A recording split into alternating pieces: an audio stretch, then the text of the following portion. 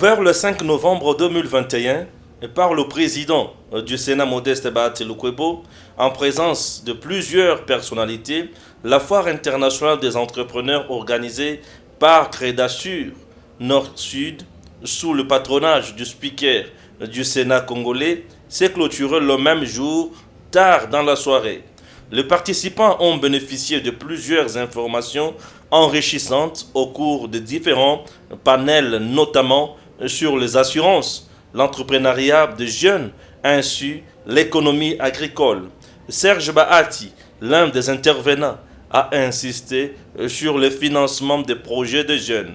Mon intervention a porté sur les apports agricoles, plus précisément ma petite contribution sur l'économie agricole, en mettant un accent particulier sur la capacitation, mais aussi la facilitation d'accès au crédit pour permettre aux AVEC, communément appelées les associations villageoises d'épargne et de crédit, de pouvoir avoir accès à un niveau de production qui pourrait les permettre de capturer une valeur ajoutée, plus précisément à travers les coopératives.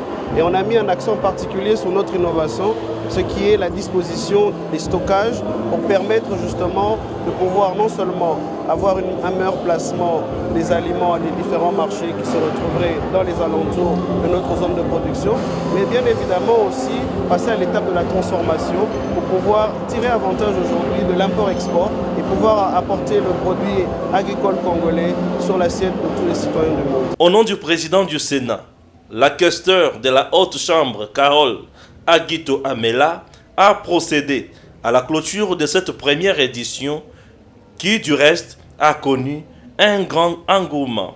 Cette présence témoigne de l'excellence actuelle des rapports entre le Royaume de Belgique et la République démocratique du Congo sous l'égide de son Excellence Félix-Antoine Tshisekedi Tshilombo, président de la République, chef de l'État, à qui je rends un vibrant hommage. Les remerciements s'adressent aussi aux directeurs généraux des entreprises, à Madame Esther Micheng Mbidi, ainsi qu'à toutes les structures propriétaires des différents stands pour leur participation active et très remarquable aux différentes activités de ce jour. C'est encore une fois la preuve du dynamisme, de l'inclusion financière et professionnelle, de collaboration congolo-belge pour un avenir meilleur.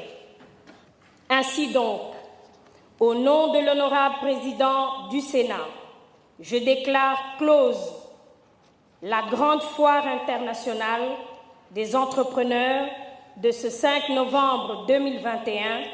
Je vous remercie. Le rendez-vous est pris pour une autre foire du genre le 11 novembre 2021 à Lubumbashi, dans le Haut-Katanga. Mbote Raphaël Lukonkanatanga Sobati traité, le peuple. Tout le monde est sénateur. Les sénateurs ne fonctionnent parce que les autres ministres et les ma passe. Ce sont les députés et au soir. Ce sont les gouverneurs et au Babilogo, les cimetières, les gauche, droite, les prières, le sambo, mais na beta yango déjà. Na beta yango déjà, donc na minute on a simple sénateur, mais on a ma casse, on a président Bakassayan, la logique il y a Grand Kassai, voilà. Alors, activité elle est 7 oyo ezala qui pour na ko sangisa bato nyonso ya Grand Kassai au bazali na kati ya ba institution to bazali bazwa ki quand même signature ba bénéficiaire qui na signature ya chef de l'État. Pourquoi ça est reporté? Merci Raphaël. To reporté yango pona nini parce que ozomona tokoki jamais ko fêter na matanga. Tokoki jamais ko fêter na matanga. Papa le président Betulubu Didi, ancien directeur na OCC, Azali président, il y a une grande communauté dans l'espace à Grand Kassai, Loulou Agnoso. Donc le président de Loulou est frère Didi Betulubu, papa ya Joe Betukuna en Allemagne, on a représenté vraiment ma condoléances, la famille Mobimba a représenté ma condoléances. Papa wana Azalaki parmi les précurseurs Auto Salana Bango. synergie, il y a notable et association du Grand Kassai. Na ba vie Chimombo Mukuna, ba vie Kitengeyezu, ba Cardozo Mwambawanke na Bill Gates, l'homme aux yeux bleus, ba vie Bukar Kasonga Chul. Donc batuba longwenga na nzoto ebele. Andy Poutou Business. Nazana passe. Émission vraiment dédiée à Papa Didi Betoulouboui au Atikibiso, président de l'Union culturelle Louloua et frères. C'est pour cela que moi et tout fêté rencontre on a vu sur un dîner échange il y a le 7 dimanche le 7 novembre et été renvoyé on a dimanche le 21 novembre pour la simple raison que Korea Papa Togo Bimisango entre le 12 et le 13 pour son enterrement. Une semaine après Togo Yiko Koutana, je profite de votre micro pour nous dire merci na bao nyonso parce que chaki loboko na bango poto sala ba manifestation na boyina tanga ba musuna bosa na ba mususu mais ba miyebi comme d'habitude déjà une vingtaine de frères et sœurs ba ndimaki déjà masolongo ba chaki déjà loboko de sorte que to salela yango ba o pe bazwa ki engagement pour ba salela yango na ba salela yango de to ko senga bango ba continuer na ko contacter biso pour organiser cette grande manifestation. L'objectif Objectif, il y a manifestation à les 21, parce que l'ongo est le 7 pour les 21. Voilà, communication va Togo Yoka, professeur Kambai Boacha. Professeur Kambai Boacha, Abimisi livre Mongo Kitoko. Parce que Hermongo Tomitou Narakaka. Pourquoi seulement nous? Pourquoi seulement le Kassaya? Vraiment, Tomitou Ngisagi Mingi, bon, au Monagé. Ils sont en opposition, ils sont en majorité, ils sont à tout moment, depuis 60 ans, s'il y a un peuple dont tu veux de temps en temps qu'on indexé, c'est le fils et filles du Grand Kassai. Ils ont un tribalisme, c'est une réalité parce que je me suis posé cette question-là. Pourquoi seulement nous? Professeur Kambai Boacha a repéré cela, a expliqué. En plus aussi, je lui dis sincèrement merci parce qu'il a des centaines de livres. Il a distribué Mukoloana. Gratuitement, après, gratuitement. Il m'a dit que c'est une plaquette qu'il a fait gratuitement. Mais ceux qui ont contribué, pour soutenir le professeur Kambai Boacha Mukoloana, c'est ça, c'est une grande communication. À part que Tika Gozuka, bon, on a posé Goloba. Zelana, nous avons émission Nanga. Émission Nanga, il est invité dans minute Oyogo. À l'école de Vieux Lambert Mende, il y a un makambo oyanga. Na makambo Grand Kassai, na kotanga ba kombo batute parce que boulno lingo kumbanga ba côté moko bona kotanga. Ah ouais, merci. Kobanga pelo, tobanga raté. Ngana banga raté, je suis Nyamanzoko. Ngana ko jamais kobanga na kobanga nani. Na kobanga mutu par rapport. C'est là Raphaël. Na zoro baboy. Na kobanga par rapport à taille. Yo mon raté.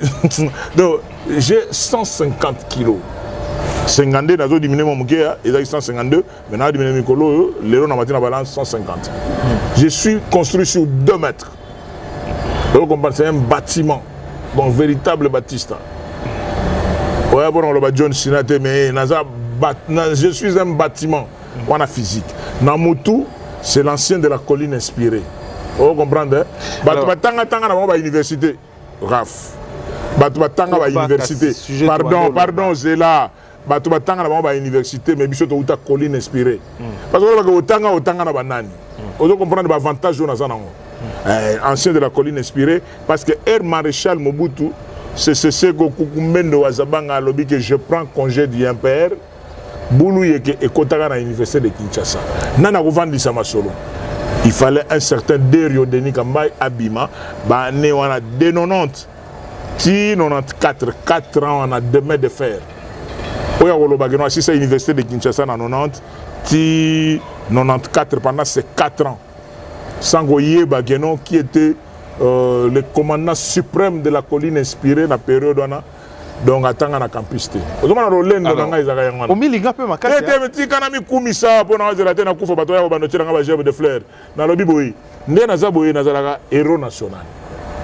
Chevalier de l'ordre national Musée Laurent Désiré Kabila et Lumumba. Ermo ko tata ko na siège à Grand Kassai okuta suka na panon. L'occupant de cette parcelle est dignitaire de l'ordre national Musée Laurent Désiré Kabila et Lumumba. Yoga Lolendo. Donc je suis le ministre des Sports le plus compétent il y a un mandat du président Joseph Kabila Nengasisi boy. On compare un ministre moko te oyo soit essuyé mais c'est la vérité. Tout na ba peuple qui est na Tchango, qui est na Kanduka, qui est partout tout na qui est Denis Gamba ba beto le solo. Wana na sport. Na magambo de ya gouvernorat, naza gouverneur de province on appelle ça ba Kasaï Bilengi. Donc les pacificateurs du Kasaï central. Oh, dans les jours qui viennent, nous avons un combat sika empereur. Alors, yoka. Les rois du Kasaï. Ah, les rois du Kasaï, Denis Gamba. Président international et Kokiote. Non, mon président international, président, mais Mokiote, Nazar roi. Alors, merci. Le roi du Kasaï, activité à les 21, au lobby, le professeur Kamba Iboacha. Professeur Kamba Iboacha. Merci d'ailleurs pour la exclusivité dans documentaire ancien ministre. Ancien ministre. C'est un grand. Ceux qui maîtrisent l'histoire du Congo. Nabengaye Kamba 1, Nganada Kamba 2. Ok. Nganada Kamba 2, il est Kamba 1. Donc Kamba, comment on appelle ça? Kambaï, tu as bien Kambaï, tu comprends? Kambaï, donc quand toi Kambaï, donc bolo belaye. Donc il y a un milo belaye. Mais ne si on a pas raté ba critique à les réseaux sociaux, on a pas raté ba to pour ne to lo baboy. Oyo ba to côté wa ndo finga. Mais ba ko finga na réseaux sociaux même to risque il y a 1 mètre à ko finga ngaza. Beaucoup alors il y a beaucoup d'actualités. Moi la Mboka sénateur de Nikambaï Simbumbu. Boto Yamba président de la République. Les réseaux sociaux au Talarango PA. Oui, Natala. Même système est qui lobby au Banda qui reproché à Mobutu, na Kabila, activité n'y sont commis paralysée pour le chef de l'État. Lélo d'abord répondre à un nénéné, yo personnellement. Au moment qui Mobutu, au moment Kabila na Lélo. Après on a mbo kezani. Na lobby eza buzoba ba débat on a Rolanda. Je dis, j'insiste que c'est Bouzoba. Bouzoba parce que, à la différence des autres accueils,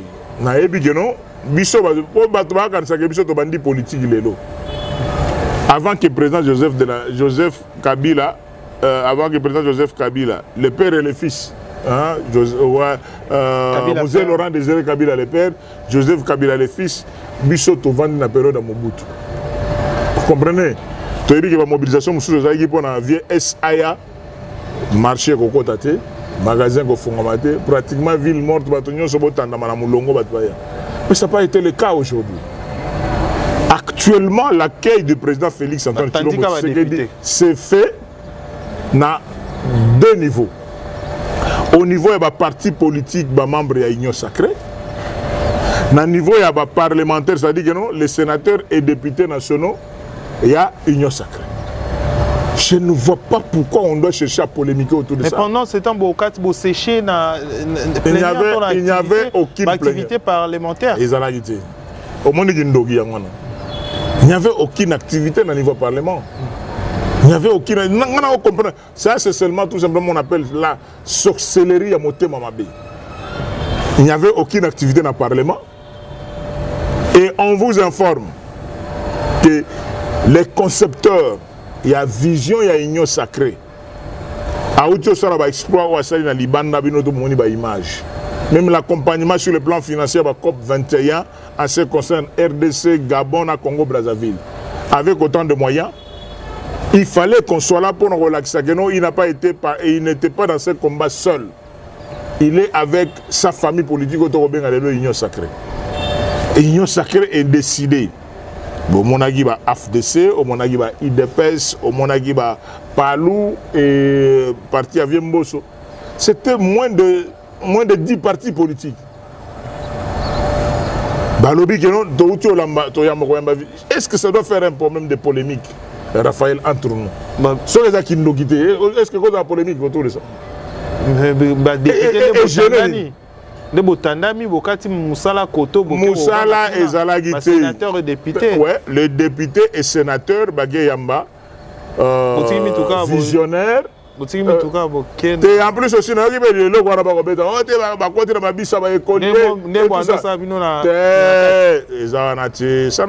avec ça.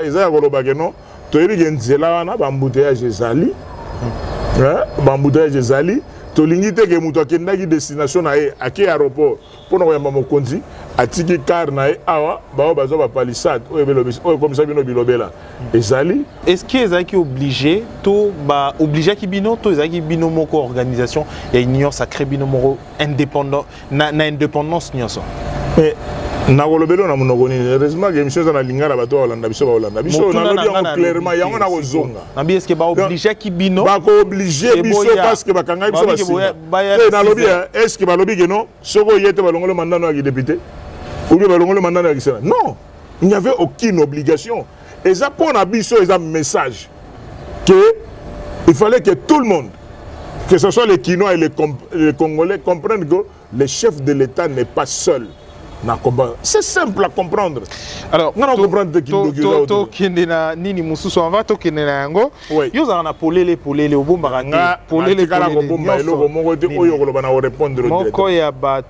ensemble pour la République à lobby. Le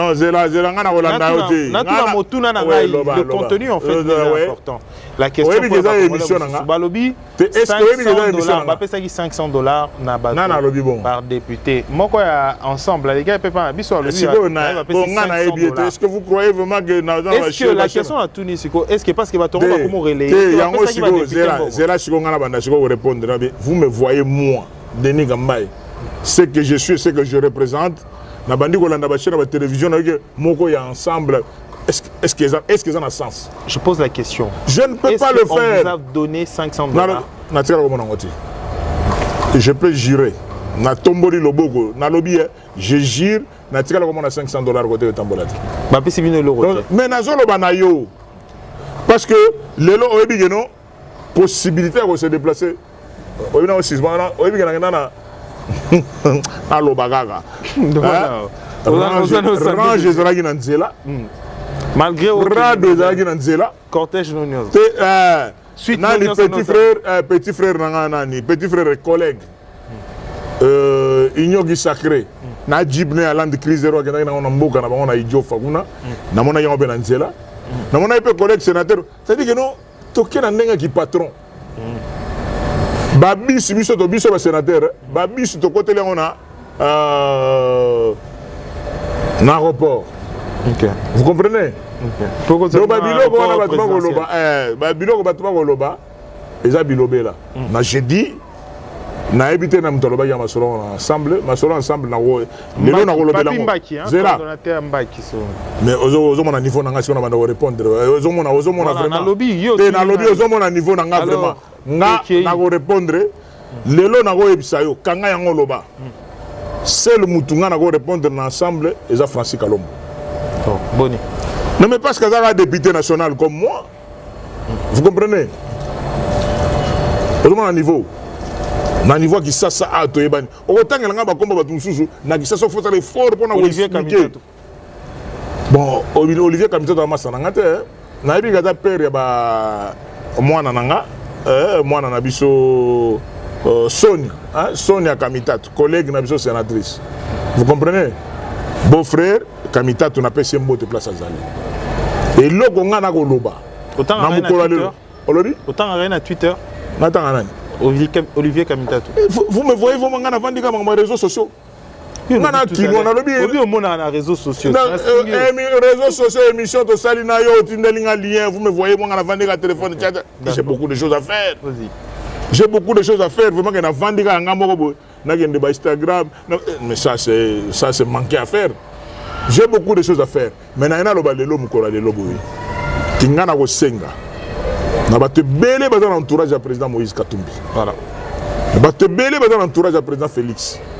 Batala ba émission, batala ba image mususu au mona geno président Félix, président Moïse la main dans la main.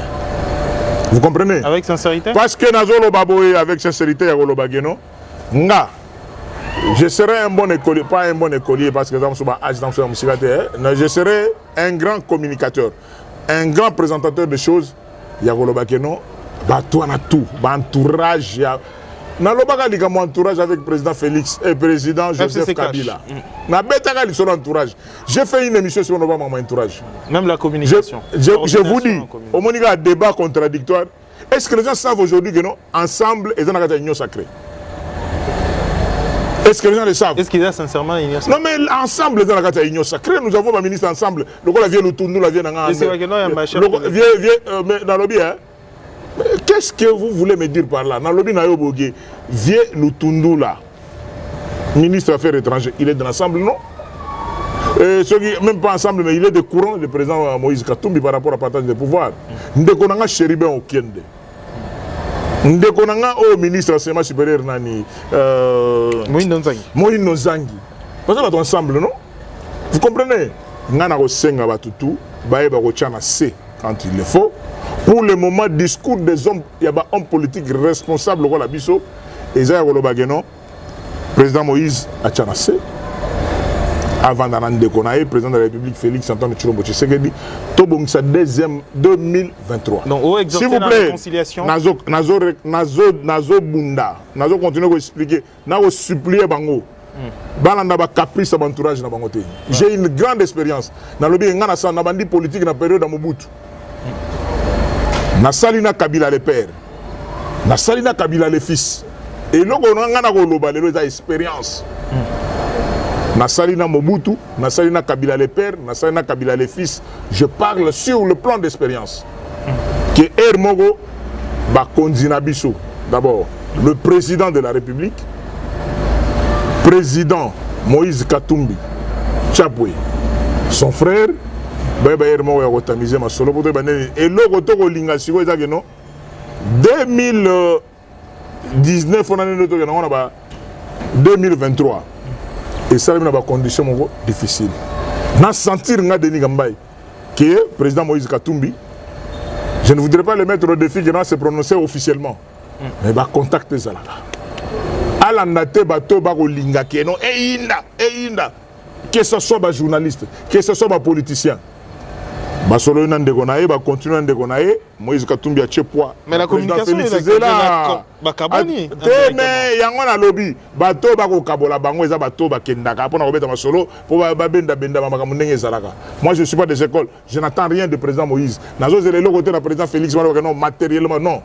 Ngana zo lingande kimia na mboka. Je veux la paix na pays. Yagolo bageno, le président Moïse a accompagné le président Félix en 2023. A accompagné le président Félix en 2028. Et comme en 2028, on vous a accompagné, mais maintenant vous avez ce point dans solo. Vision dans vous comprenez comme le roi Kamere, Vital Kamere, directeur papa, dans le présent. Mais on parle aussi du présent. Non, mais j'ai dit que Nagobetelo Masolo le présent. Est-ce que vous ignorez Masolo, il y a Nairobi. Mais vous comprenez que Masolo il y a Nairobi, vous ignorez accord il y a Nairobi et Nairobi et après bah accord nous sous Yakala. Il y a un azolo baki. C'est l'actualité toujours. Est-ce que tu peux comprendre ce que je peux dire maintenant? Et ça comme mon entourage. Et ça comme mon entourage. On dit combien de fois on a gagné bana mai mususu. Même balé qui n'a pas belé au dans la INC, ben il va être bilo qu'on a n'enga propreté. Au lieu président Vital place à même à partir mais à prison, elle dit non non, il n'y a aucun problème. Mais seulement ils ont qu'à battre. Au bakenda kana n'enga basongi songi einda. Nous devons savoir que les lots sont dit einda ils ont qu'à profiter à mundele. Comment? Ah non mais na lobby, non tu na lobby bongote na lobby qui ba jeu politique nous tout ça la gâteau parce que non et rero to ça là. Et ça au profit à Mundele, au lieu de la profit à Mboka. Alors, les lots, il fait très chaud de temps en temps, la population va comprendre. On va au Limbi, ça va comprendre. Donc, on va tenir le rigueur mingité. Parce que tout ça n'a plus oh, il fait très 35 degrés déjà. Donc, il faut que na Kinshasa. Donc, montre-nous la vidéo. Nyoso. Na degré na manini. Nyoso. Raphaël a petit na mitili. Donc Raphaël, maman ya Poto, maman Zela, maman ya Paris, maman ya Bruxelles. Na papa, petit frère na papa. Na bana. Raphaël wa Lukonka les chouchou na bino yo, na ebi kuna na Poto, boninga yo Raphaël wa Lukonka, boninga yo chouchou qui na Christian Bosembe. Christian Bosembe, j'étais en Europe, j'avais compris sur le plan de communication, parce que je me posé des questions.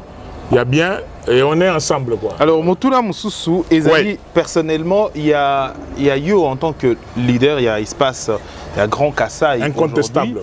Lelo Batoyaka Mouina Sapo. Oui. Tout le monde y débat pour réclamer au moins. Nanina. On dirait oublié na histoire ya mboka na biso. Na interpellé déjà. Na lobby na interpellé les qui nanga ya bolingo na lingaka mingi. Vice-premier ministre, ministre de l'Intérieur. Na bengisie na lobby les qui nanga bien que Ozali vice-premier ministre, ministre de l'Intérieur, yaka ou expliquer Sénat. Donc dans les jours qui viennent, Excellence Monsieur le vice-premier ministre, ministre de l'Intérieur, Agoya. Oebi Herbatobé Takama Solo a insécurité. Bataraka Est de la République, Est de la République. Pourquoi? Parce que Denis Kambay abima pacificateur à l'espace à Grand Kassai. L'ingratitude est condamnable. Les loba te belé bako pioro là bako beta masolo à Kassai. Et belé bako loba. Si Denis Kambay n'était pas parti au Kassai comme gouverneur de province, mais les élections seraient matées. Il y a un Sengi, na vice-premier de l'Intérieur. La question orale avec débat au Tindelié.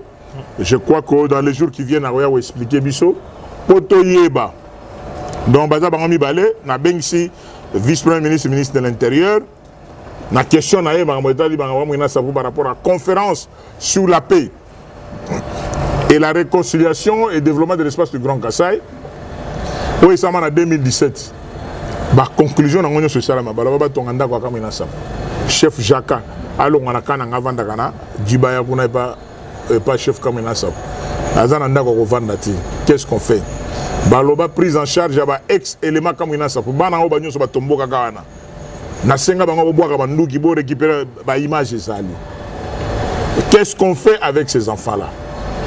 Troisième ezali réparation. Il y a aux bana dossier, il y a ba victime ya guerre wana. Ezala ba o ya nganza. Et ça même des refoulés internes au bazar on a qui quitte pour nous zonga kuna. Et on a interpellé vice-premier ministre, ministre de l'Intérieur, on a interpellé Ndegonanga maître au à droit comme Puela Albert Paiement Puela Fabrice Puela Albert Fabrice Puela na bengi si bango ba expliquer biso bande ko na biso na to ça na bango ndenge nini. Raphaël comprendre donc on musala ya parlementaire yangwana. On continue à travailler sur ça. Constat ya bato ebele. Ezali pourquoi ceux qui est loko eleki na Kassai les observations ils ont une mobilisation moko makasité gouvernementale na makamboto assistance tonani. Récemment toyoka ki makambo utako le récemment mais ceux qui na est eleki ata na 10h on a tongo na 11h oyoka une forte mobilisation voire même certains ministres Bakiti sur terrain et tout le reste. Pourquoi? Et ça, les marabouts mobiles ont une institution, une expérience un peu dans le gouvernement. Il y a Kassa, il peut me soutenir. On répondre. Et la cohésion, il y a des leaders politiques à l'Est.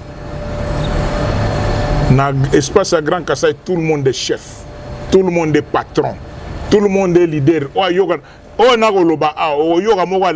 Même s'il ne représente rien, à contredire. Opposition à Kassaïen dans Makila. Vous comprenez? Au moment où Moutougueno, il n'est rien. Mais n'a pas bouche, le Golanga, il pas contredire. C'est ça le Kassaïen. Donc, tout le monde comprend que non, et le monde sera le binon à le binon. Mais toko li sabolingo wana.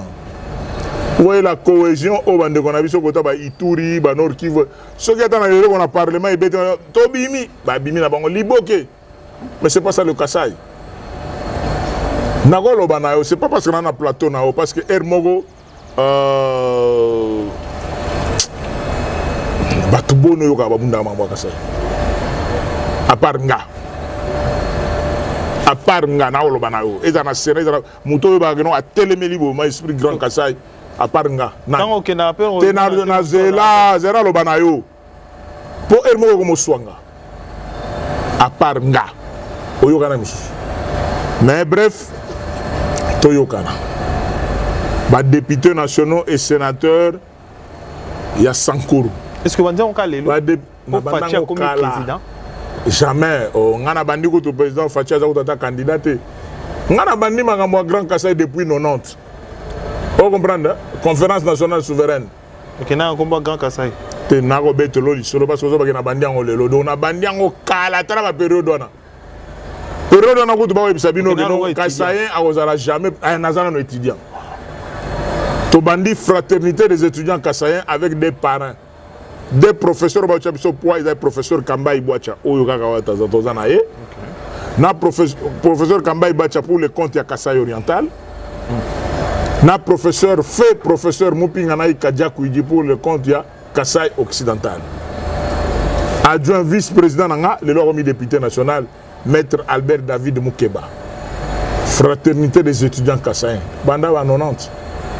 Toyoko évolué ba jeunesse du Grand Kasaï, ba Grand Kasaï Fondation, synergie de notable. Donc na créé. Pourquoi na sala elo quoi? Pour na quelque part. Vous savez que on a une émission na Chilou ba kamwa. Né na tangeli Chilou bango né na lo bango. Parce qu'il y a certains Kasaïens ba complexés. Et aza gêné pour na mibenga aza Kasaïen de père et de mère. Aza complexé. Par rapport à ça complexé na yona azo lingate que non batubaye ba que non il est Kasaïen. Il préfère bien que non moi je suis né grandi à Lubumbashi. Musa suku to zo mikumi sare. Ngana za kinois. Yo za kinois ko le David Matarigibala. O ba koko na ye ba teke umbu ba kunda bangwa. Yo père no venant. Papa na venant uta soki ba bandundu kuna papa na uta so ba Kasai papa na uta ba Lubumbashi. Non. Qui ça est dans ba kolo nango. Ça s'appelle ville-province. La province de Kinshasa et Zali Mabele a teke ba umbu. Il y a ba chef Iba. On a le plateau de Bateke place na Kendaga. Ou bien on a village. Ok, non, ça. Pas David Matarigibala. Non, ça ni. Oh Raphaël. Qu'est-ce que ah Raphaël. Bah, téléspectateurs va comprendre. Merci. Pardon. Est-ce qu'on va sérieux? Je suis sérieux juste. Non, le bien. Motuna tuni. Ok, non, ça ni. Tu n'as répondre. Bah, téléspectateurs va comprendre. Tu vas comprendre. Bah, téléspectateurs va comprendre. Non. Ah, Raphaël. Ok, non, ça ni. Ezali Mboka. Qui ça? Eza mboka bateke na baumbu. Na David mboka tout eza na bakolo nango. Oyebi, il y a déjà ba forçaka, on a za kino na mais oza na moto o biso na ngoti. Vous comprenez? Na peli ça va. Oh. Kende kuna pa bateke o tuna bango, sangisa bateke kuna na plateau. Donc no zango kuna moto. Kende na plateau de bateke o tuna qui est Denis Gambai. OK. Kende na village Mbu, tous à côté ba chef David Matarigibala. Ok, côté Baumbu, qui était côté Bateke, les leçons que vous avez le choix. Il y a un bagano, nani te proposer, nani te pesibino.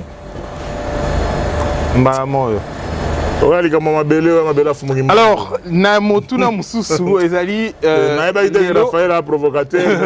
Lelo na ya Bukavu tomoni yango personnellement esali yo mbongo esali yo boni na ngonga oyo président de la République a lutter pour l'insécurité grandissante ezali na est pendant plus de 20 ans. Lelo ekoleli sabato lisusu mususu na Bukavu okoki oloba na bon boni na kambo leki na Bukavu.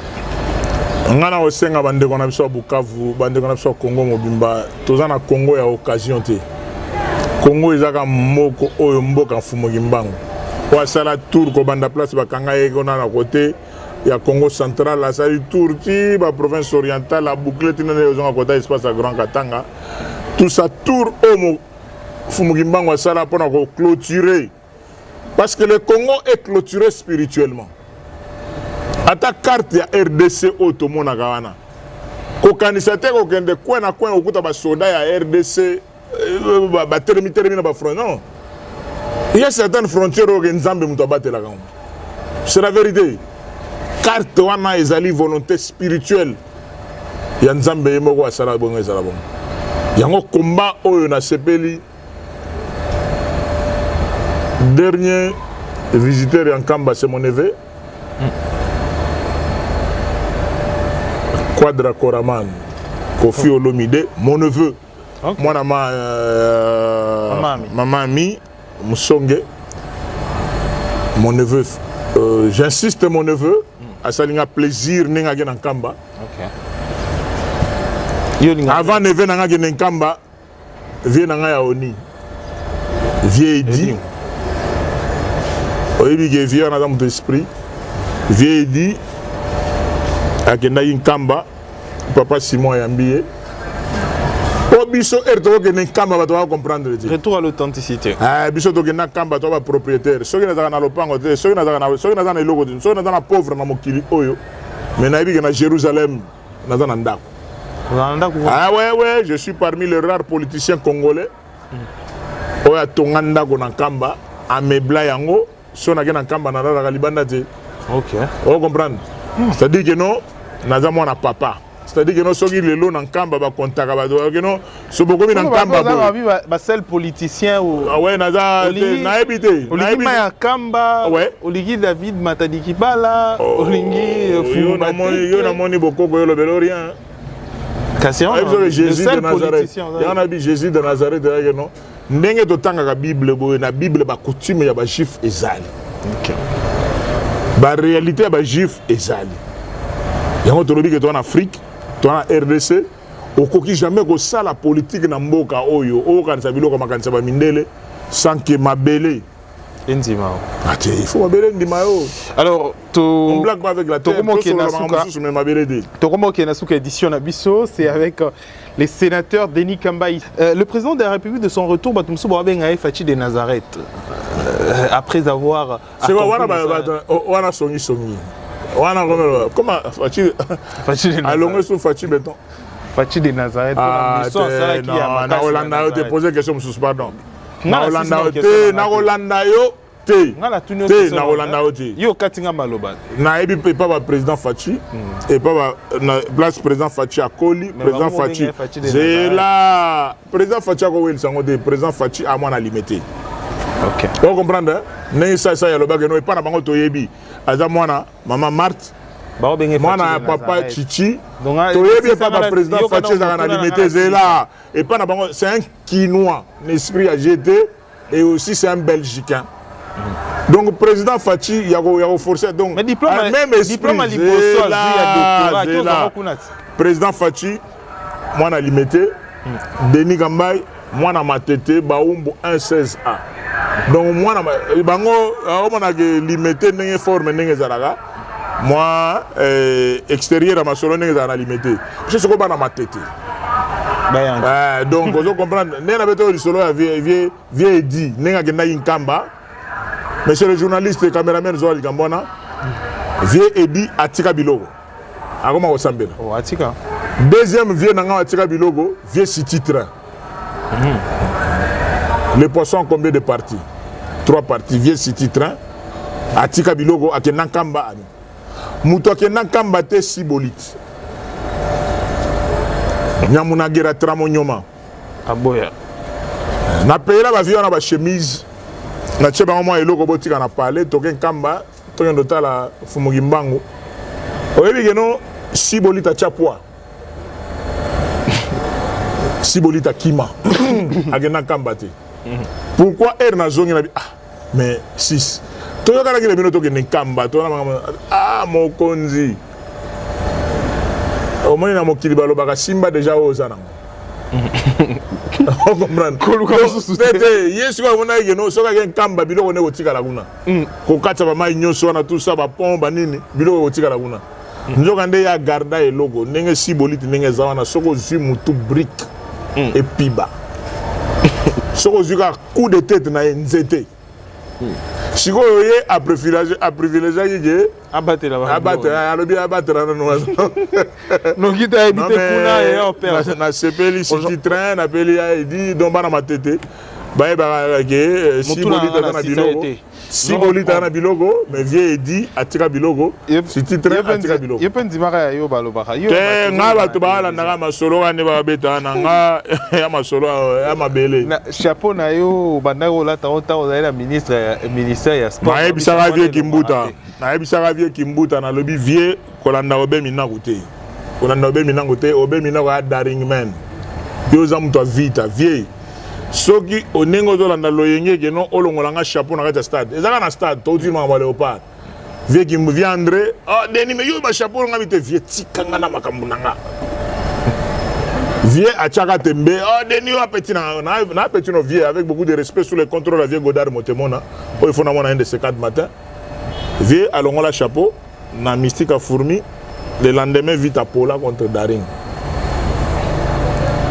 Nam to policier ga vita, vie gimbuta na tembenae, ngana ko ka via onati. Voilà, to comme l'homme de tout le monde, to vanda to solo là. Merci. Voilà.